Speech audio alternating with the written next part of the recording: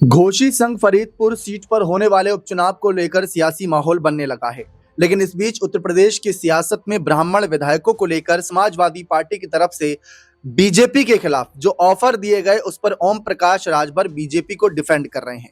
ये वही ओम प्रकाश राजभर हैं जो एक समय पर अखिलेश यादव को ये सलाह दे रहे थे कि आप मुस्लिमों के बड़े हितैषी बनते हैं, आप मुस्लिम कोई उप मुख्यमंत्री बनाइए या मुख्यमंत्री बनाइए अगर उनकी आप इतनी ही पैरवी करते हैं। और अब कह रहे हैं कि अब ब्राह्मण विधायकों की पैरवी कर रहे हैं तो उनके 300 करीब विधायक उतार दीजिए, 300 प्रत्याशी उतार दीजिए। इसी मुद्दे पर चर्चा करेंगे अपने खास सहयोगी अमन सर से कि ओम प्रकाश राजभर के बदले बदले सुर जो बीजेपी के समर्थन में नजर आ रहे हैं तो भाजपा के नेता लेकिन एनडीए नेता के तौर पर बीजेपी को डिफेंड कर रहे हैं। ये आप इस पर क्या कहना चाहेंगे? देखिए, ओपी राजभर बिल्कुल समय समय पे अपनी बयानबाजी के लिए जाने जाते हैं। कभी बीजेपी के बिल्कुल मुखर समर्थक हो जाते हैं, कभी ऐसा लगता है कि बीजेपी के विरोध में उतर जाते हैं। और ये मिलीजुली जो उनकी पर्सनैलिटी है राजनीति के तौर पर देखा जाए तो उसको लेकर भी कई सारे सवाल उठते रहते हैं कि भाई अपनी राजनीति को वो किस तरह से आगे बढ़ाना चाहते हैं। आप देखेंगे अभी भी जिस तरह चुनाव में अपने आप को लेकर तमाम सारे दावे वो करते हुए दिखाई देते हैं। कभी मुख्यमंत्री बनने की बात कह देते हैं, कभी बिहार में सीटें मांगने की बात कह देते हैं, कभी दिल्ली में सीटें मांगने की बात कह देते हैं। लेकिन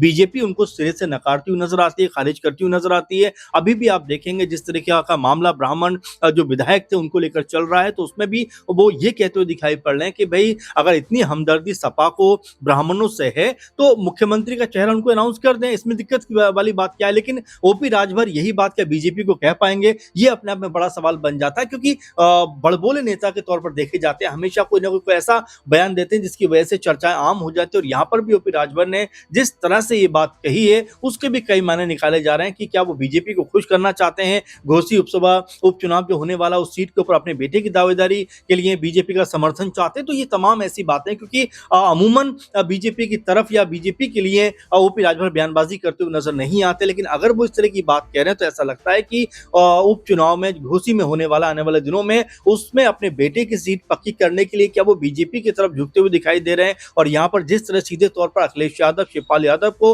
वो चुनौती देते हुए दिखाई पड़ रहे हैं, उससे ये समझ में आता है कि ओपी राजभर अपने आप को पूर्वांचल में और खासकर बीजेपी के साथ में अब मजबूत करना चाहते हैं। क्योंकि एकला चलो कि इस समय उनकी रणनीति हो नहीं सकती। अभी भी आप देखेंगे उनका जो जनाधार बना है वो दूसरे दलों के साथ मिलकर आगे बढ़ते हुए बना है। ऐसे में अगर बीजेपी से भी उनका हाथ छूट जाता है तो उनके लिए मुश्किलें बढ़ती हुई यहाँ पर नजर आ सकती है। बिल्कुल साफ है। लेकिन अगर कहीं समाजवादी पार्टी ने ओम प्रकाश राजभर की इन बातों को सीरियस ले लिया और ब्राह्मण विधायकों की संख्या पर गौर किया कि हमें इस पर संख्या बढ़ानी चाहिए, क्योंकि हमने देखा था जब अखिलेश यादव लोकसभा चुनाव कन्नौज से जीते थे और नेता प्रतिपक्ष की कुर्सी से पीछे हटे थे और करल सीट से इस्तीफा दिया था तो चर्चा इसी बात की थी कि अगला नेता प्रतिपक्ष कौन बनेगा।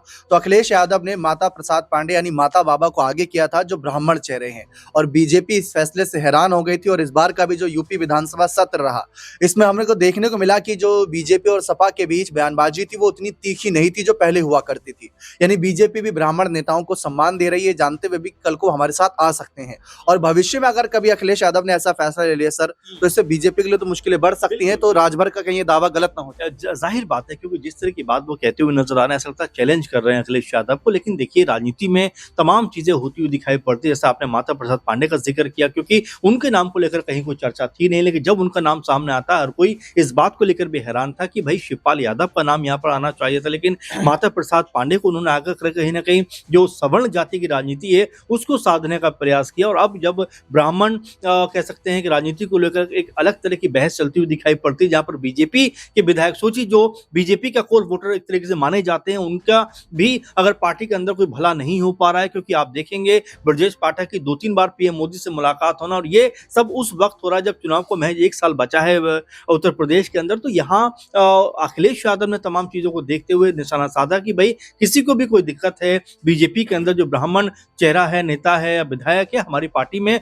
उनके दरवाजे खुले हुए। शिवपाल यादव ने भी ये बात कही। तो आप देख सकते हैं किस तरह बड़े स्तर पर कहीं ना कहीं उत्तर प्रदेश में अपने राजनीति को साधने के लिए अखिलेश यादव ने सवर्ण जाति का जो दाव चला है क्या वो उसमें सफल हो पाएंगे। और दूसरा बड़ा सवाल ये है कि जिस तरह से उपचुनाव 2 अब होने वाले हैं तो यहाँ पर भी एक संभावना बन रही है कि अखिलेश यादव बड़े लेवल पे चुनाव में जा सकते हैं और दोनों सीटें जीतने का वो यहाँ पर प्रयास प्रयास जरूर करें, क्योंकि अगर हम घोषित सीट की बात करें तो उनके विधायक यहाँ पर थे, हालांकि उनकी मौत हो जाती है और निधन हो जाता है। उसके बाद उनके बेटे का नाम अखिलेश यादव कंफर्म करते हुए नजर आते हैं, सुजीत सिंह का। लेकिन क्या अब जो फरीदपुर की सीट है बरेली की, क्या उसके ऊपर भी कोई चेहरा यहाँ पर अखिलेश यादव तय करते हुए नजर आएंगे? तो अभी तमाम सारे मसले हैं, लेकिन ओपी राजभर का जो बयान है, कहीं अखिलेश यादव उन्हीं की बात को आगे बढ़ाते हुए कोई ऐसे चेहरे को ना आगे कर दे जिससे ओपी राजभर अपने बयान में फंसते हुए दिखाई पड़ बिल्कुल जाए। साफ है, लेकिन एक कहावत कही जाती है कि जो बादल गरजते हैं वो बरसते नहीं। राजभर जितने गरज रहे हैं, अखिलेश यादव जितने गरज रहे हैं, ब्राह्मण नेता, मुस्लिम नेताओं को लेकर जो भी बयानबाजी हो रही है, दूसरी तरफ मायावती शांत हैं।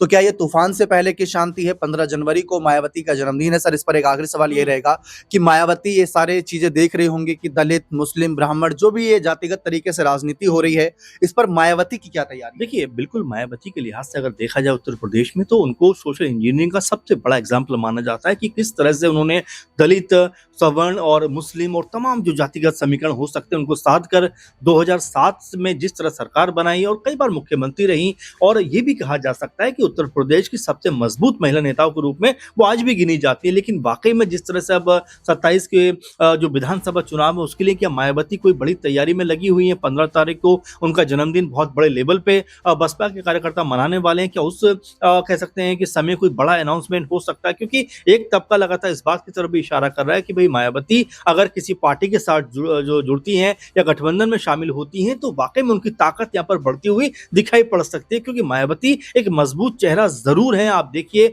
उत्तर प्रदेश में सबसे ताकतवर वो नेताओं के रूप में देखी जाती है। लेकिन हाँ, बीते समय में जिस तरह से उनका जनाधार कम हुआ है, वोट प्रतिशत लगातार घटा है, उसको मजबूत करने के लिए हो सकता है कि वो अब सपा कांग्रेस पार्टी के साथ मिलकर आगे बढ़ती हुई दिखाई पड़े। क्योंकि सपा की तरफ से उमा शंकर जो उनके सांसद हैं, कांग्रेस की तरफ से अविनाश पांडे जो उनके नेता हैं, उन्होंने इस बात की तरफ इशारा किया है कि अगर मायावती हमारे साथ आती हैं तो जो लड़ाई हम लड़ रहे हैं उसको मजबूती के साथ में आगे बढ़ा सकते हैं। अगर आप देखेंगे कि बसपा आती है तो सीधे तौर पर बीजेपी को नुकसान यहां पर होता हुआ दिखाई पड़ेगा, क्योंकि उत्तर प्रदेश में बीजेपी इसलिए ज्यादा ताकतवर नजर आती है कि बीएसपी की वजह से बहुत सारी सीटें बीजेपी के पाले में जाती हुई दिखाई पड़ जाती है। बिल्कुल साफ है, मायावती कह सकते हैं तूफान से पहले की शांति है। हो सकता है गठबंधन, नॉन गठबंधन को लेकर भी अपनी बातें रखें, और इन्हीं सब स्थितियों के बीच यहाँ पर उत्तर प्रदेश के मुख्यमंत्री योगी आदित्यनाथ पर भी नजरें टिकी हुई है, क्योंकि फरीदपुर सीट से जिन नेता का निधन हुआ वो बीजेपी के ही विधायक थे, श्याम बिहारी जी, और उनके निधन के बाद ये सीट खाली हुई है। और दूसरी तरफ समाजवादी पार्टी घोषित सीट पर तैयारी कर रही है। कब होगा उपचुनाव कुछ नहीं कहा जा सकता। हो सकता है कि पश्चिम बंगाल के जब इलेक्शन हो तभी इन सीटों पर उपचुनाव करवा दिया जाए, जैसे कि हमने देखा था बिहार चुनाव के साथ कई राज्यों में जो उपचुनाव होने थे सीटों पर वो उपचुनाव हुए थे। तो अचानक से ऐसे कोई ऐलान तो फिलहाल नहीं लग रहा कि चुनाव आयोग करेगा उपचुनाव को लेकर, लेकिन इतना तय है कि उपचुनाव होगा। 2027 के चुनावी माहौल से पहले, शतरंज बिछाद बिछाई जा रही है उससे पहले सबके पत्ते थोड़े थोड़े खुलेंगे कि किसके मन में क्या चल रहा है। एक आसान विकल्प ये हो सकता है कि वो परिवारवाद की तरफ जाए, चाहे फरीदपुर सीट की बात करें या फिर हम घोषित की बात करें। लेकिन परिवारवाद को लेकर मायावती तो नहीं उतर सकती, क्योंकि उनका कोई भी कैंडिडेट विजयी नहीं था यहाँ से। तो ऐसी सिचुएशन में मायावती का अगला कदम क्या होगा और राजभर की ये बयानबाजी कहीं सपा को फायदा ना कर जाए, ये देखना दिलचस्प रहेगा। बने रहे चैनल के साथ। बहुत बहुत शुक्रिया।